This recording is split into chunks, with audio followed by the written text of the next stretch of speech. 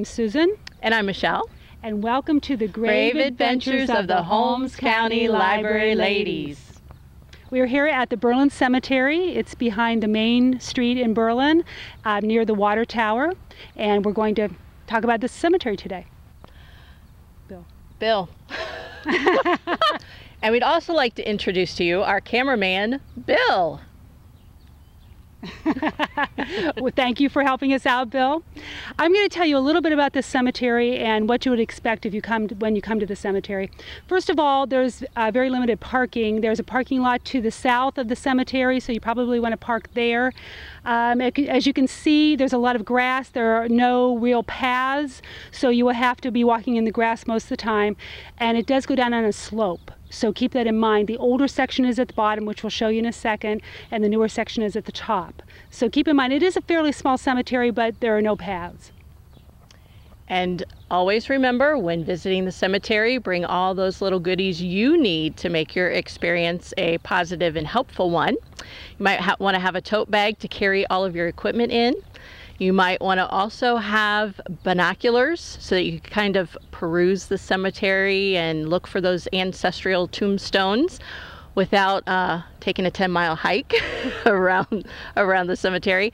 You'll also want a notepad and pencil to jot down anything that might seem familiar or helpful to you when you get back home and want to sift through your notes. So just a few things. You also want to dress properly for the weather. Like today, Susan and I have our visors on to keep that hot sun out of our way. So again, dress appropriately, look at the weather report, and you should have a great visit. And also the sign mentions that it's open, the hours are from sunrise to sunset, so keep that in mind. Right, no playing after dark. Okay, now we're going to go down to the older part of the cemetery, and we'll see you there.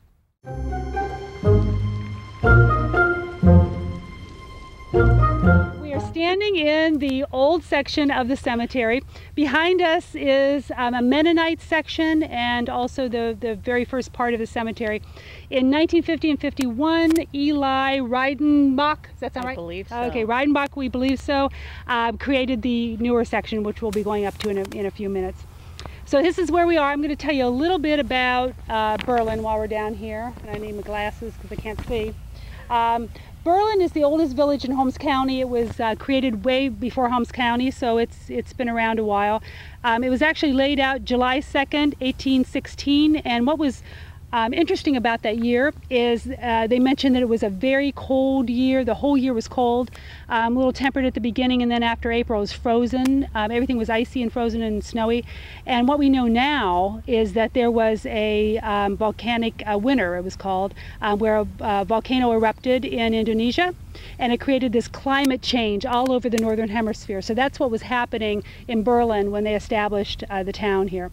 There's a little bit of a discussion between who the first settlers really were here, but the main one thing that they mention is the Miller family came from Somerset County, Pennsylvania in 1808. So they're thinking they may have been the first people here. But what happened at that time is people would come in and live here, and there were no deeds at that time. So you know, you can't really say that they're the first settlers. They were here first maybe, but they didn't have the deed. So the first deed was in 1808.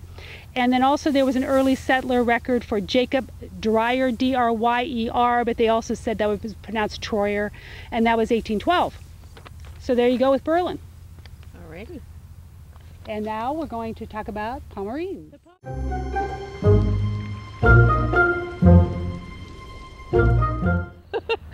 I'm standing here at the Pomerene obelisk, and you can see quite the prominent tombstone here in the cemetery. In fact, it's located pretty much centrally here in the Berlin Cemetery.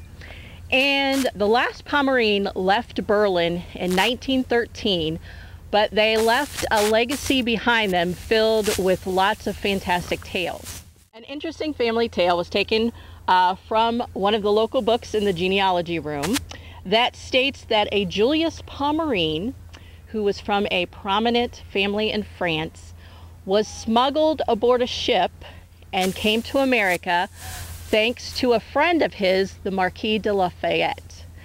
When he arrived in America, he joined the colonial army and he fought during the Revolutionary War.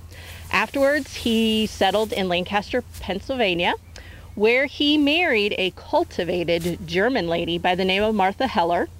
They had 4 children, Henry, Anna, Julius II, as well as David, who died at a very young age of 19.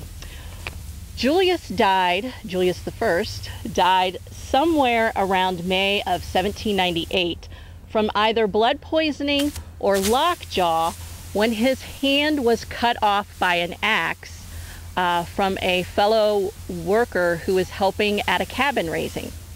It was found out at the time of his death that he had planned a trip to France, nobody knows why, and upon his death, the administrator of his estate burned all of his private documents. So to this day, nobody really knows what family he left behind in France. All of the Pomerines are considered descendants of Julius, since no other Pomerine has been documented as entering the United States. So if you're a Pomerine, you are descended from Julius. Julius II came to Salt Creek Township with his mother Martha and one of his sisters Anna in the early 1800s here to Holmes County. He married and had several children, one of which was Dr. Joel Pomerine from Millersburg, and also named after the hospital, Pomerine Hospital, as well as the famous Dr. Peter Pomerine, who was a prominent physician here in Berlin, as well as a school teacher. He was certified to teach all the basic school subjects from reading to algebra to general mathematics. From Mr. Pomerine's first marriage to Loretta, he had 3 children. One, Haiti, died in infancy, and she's buried at the far end of the cemetery here, the old section. And his youngest son from that marriage was DaCosta, named after a famous Philadelphia physician. And he is buried to my left here as part of the family plot. Loretta died at a young age of 21, and she is buried with her daughter Haiti somewhere here in the old section. The tombstones are pretty worn, so we weren't able to find that. But less than a year after Loretta died, Joel figured he needed a mother for his children. So he married Elizabeth, and from that union they had 9 children. Some of them are buried here at the family plot. We have Lee, who also became a doctor. We have Melvin, who was also one of the sons of Dr. Pomerine and Elizabeth. We have Celsus, as well as Dr. Myron B. Pomerine. And the interesting thing about Myron is the fact that he wasn't really named. They were busy, and they were kind of budged him out of the way, so they called him Budge for most of his life. It was when he became an adult, got into the medical field, that he took on the name Myron and used Budge, the B from Budge, as his middle initial.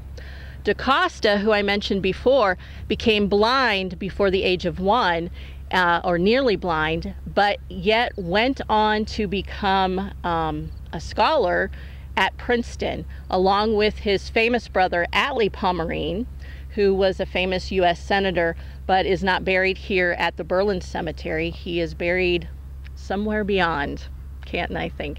But the Pomerines led a really lively, interesting life, and we encourage you to come to the local history and genealogy room at the Central Library and read all the interesting tales that have been written about the Pomerine family.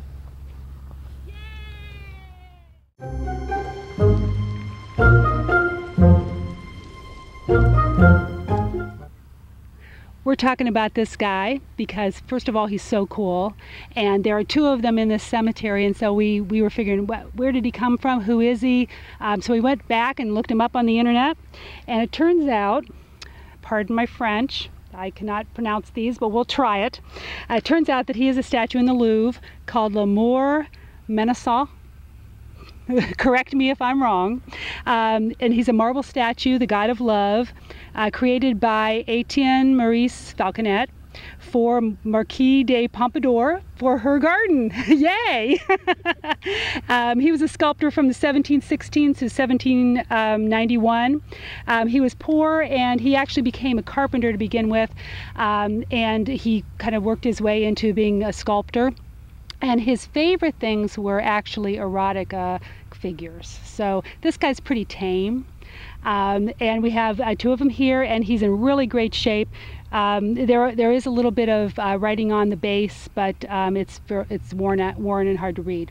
But so that's what's all about this little guy here in the cemetery. Thank you for watching the Holmes County Library Ladies. And remember, take nothing with you, but only leave the ghosts of your ancestors behind.